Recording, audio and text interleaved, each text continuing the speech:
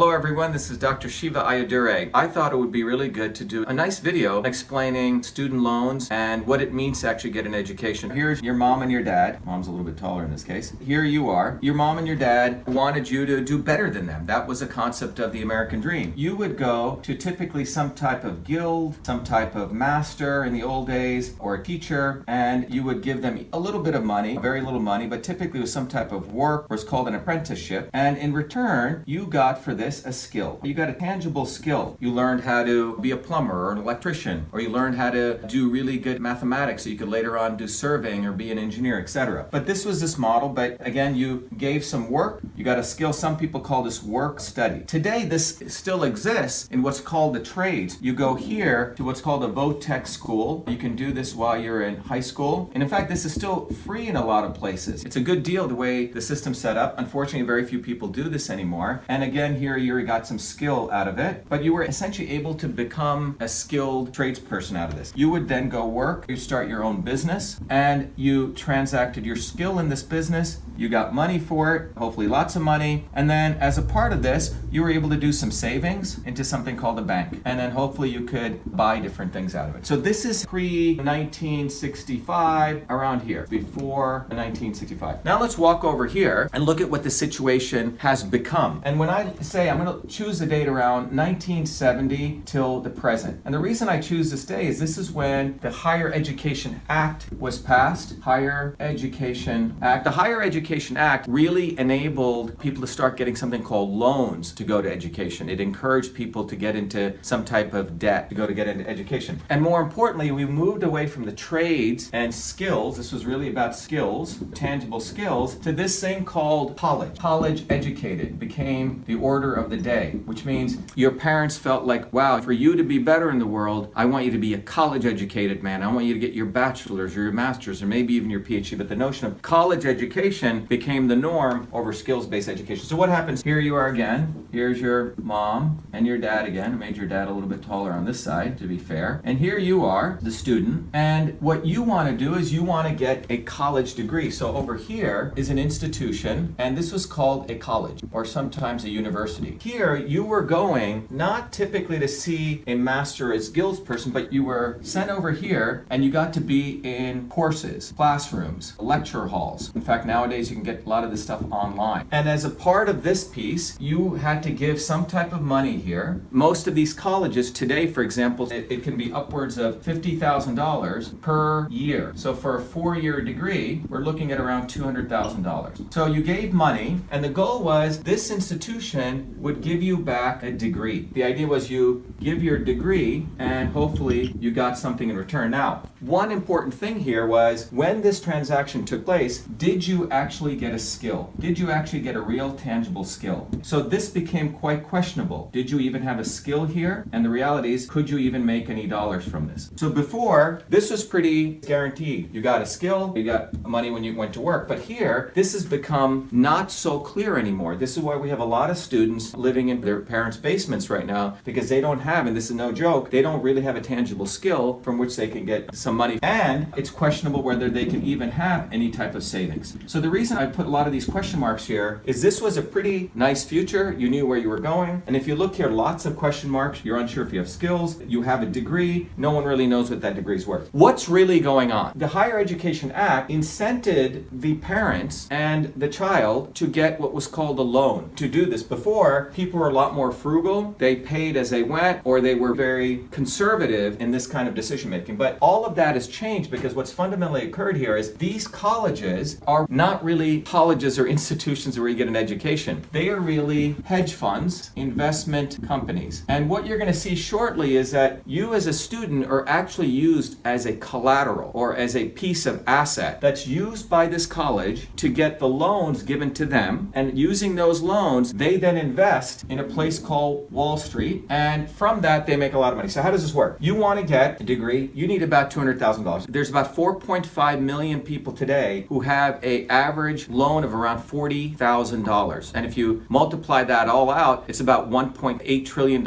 in debt. So you want to get this money, your parents may not have 200K, which is probably the case. So what do? They go to these people called service providers, these banks. We call them service providers. And these service providers include people like Sallie Mae. You may have heard of these people. Navient. They're a set of banks, service providers who work with different institutions and have access to a lot of capital. And when you want money, you apply for a loan. You here are applying for a loan. And they approve your loan. But guess what? Do you get that money coming to you? They call it a student loan. It's not true. The money directly goes to the institution. The dollar flows here, but you are in debt. The liabilities, you owe money. The money goes from the service provider to the college, but you are in debt here. Very important to remember this. I would argue it should really be called a college university loan because they're getting it. This service provider is giving them the loan and you are the collateral for that loan. And what this means is in most loans, if you got a loan from a bank, like for example, some of you run businesses, you go to a bank and you ask for a business loan. Let's say there's 3 different people wanting to start different businesses. One guy wants to do a donut store, another guy wants to sell aardvarks, another guy wants to have a landscaping business. The bank goes through all of those business plans and they make very judicious decisions. Why? Because a bank, they are accountable because if any of those businesses go bankrupt, that bank loses money and the business has a right to go bankrupt. So they're very judicious. When these service providers make these loans, there's a clause called no bankruptcy. The student cannot go bankrupt. These service providers have the right to garnish the wage of the students for life until they get back their loan paid. The university gets the money. What does the university do with this money? I talked about the fact that these universities are hedge funds, they're investment companies. The university takes the money that they get, they put it in a thing called an endowment. It sounds like a beautiful word, like you hear on PBS, endowment. And they have people, guys here, who are called hedge fund or investment managers who are hired to manage all this pile of money. So this pile of money is coming in here. Not only they're getting your tuition money that goes there, they're getting money from grants. These are our federal grants. They're getting money from donors and they promote their brand and they get a pile of money. They take this money and then they invest it. They invest here and the university gets returns. It's called a return on investment. And the way this endowment and the hedge fund works, it works like a Wall Street hedge fund. However, they don't have to pay any taxes. Let me tell you how this works. Hedge funds work the following way. If you and I started a hedge fund and we took other people's money, let's say we're the hedge fund managers, I took $100 billion in. So let's say I take in this, I invest about $100 billion, the endowment or hedge fund's money, and let's say that grows by 20%. So the return on that is $20 billion. You got $120 billion, but if you subtract from this, you made a total of $20 billion. This $20 billion is called your gain. In hedge funds, 80% of this goes back into the people who gave that money. In this case, it goes back into the endowment. I'm going to put over here. The other 20% is a payout. It's the profit. So in this case, it's $4 billion profit. This profit can go back into the endowment or a portion of it gets to be paid to the hedge fund managers. And just to give you an idea, Harvard has a $50 billion endowment. When they made money, their hedge fund managers in 1 year, 5 or 6 guys got paid $56 million. Think about it. That's about $8 million, $10 million per person. So these hedge fund guys, this is how they make big commissions. My point is, let's just step back a little bit. You're here as a student. You want to go to college. Your parents don't have the money. You go to Sallie Mae or Navient. You fill in these loan applications. They give you the loan. Actually, they don't give you the loan. They say you got the loan. You can't go bankrupt. The university now is getting a nice, beautiful pipeline of revenue from you. You're the asset. You're used as a collateral. And if you ever go bankrupt, they're going to garnish your wages after you graduate. The university, as I said, is a hedge fund. It's an investment company. It puts it into this thing called an endowment. And this endowment, let's say it's $100 billion, invests in Wall Street. By the way, they could invest in private equity.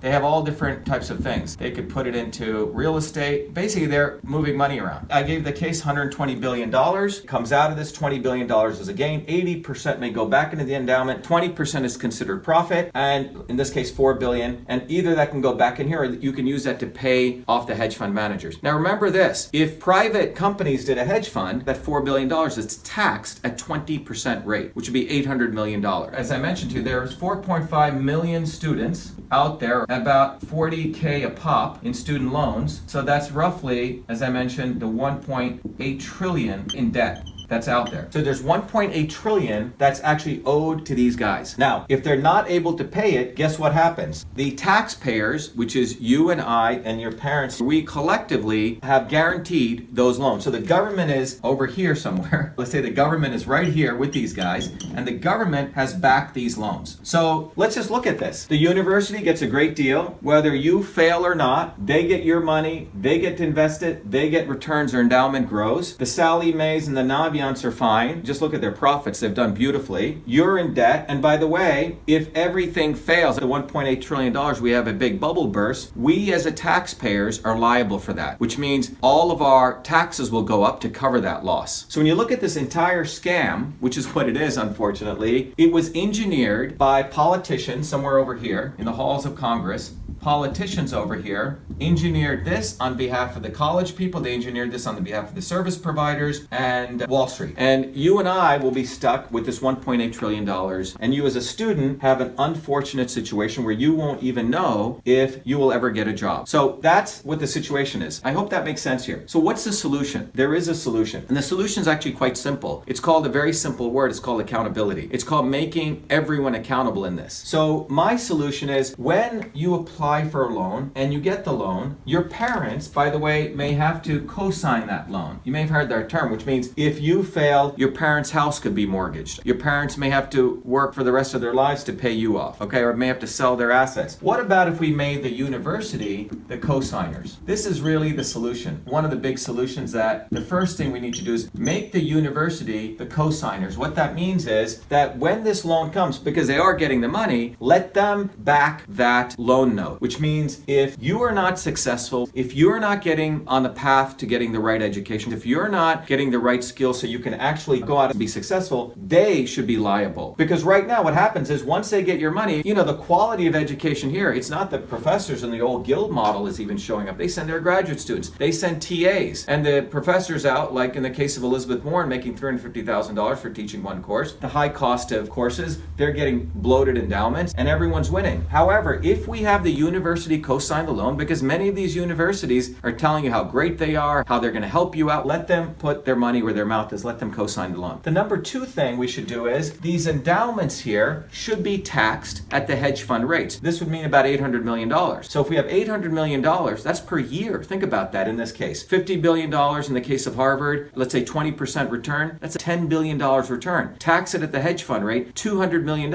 You put that in a fund, and maybe the university takes some of it, but some of it set aside for you, the student, because you actually were used as a collateral over here to have this university get that loan. In summary, in the old days, which was not so far ago, you went to a teacher, a master, you got a skill, you were out there, you were empowered, you had a pretty good idea what you were going to make. Over here now, you want to go to college. After 1970, the Higher Education Act pushed this. So you go to college, your parents want you to get a college degree. In order to do that, you got to get a student loan. You can never go bankrupt. The service providers will garnish your wages. The university may or may not give you a skill. They'll probably give you a degree, but there's no accountability. And the university does quite well. All these university endowments have grown beautifully. The administrators' salaries have gone up beautifully. Not all the times professors, unless you're Elizabeth Warren. She's done quite well. But the bottom line is a student and the family are entering into uncertainty. These people don't have as much uncertainty. So anyway, I hope this has been helpful. I hope this video was valuable. We'll have more of them, but keep an eye out for our campaign. Thank you. This is Dr. Shiva Ayyadurai. Be well.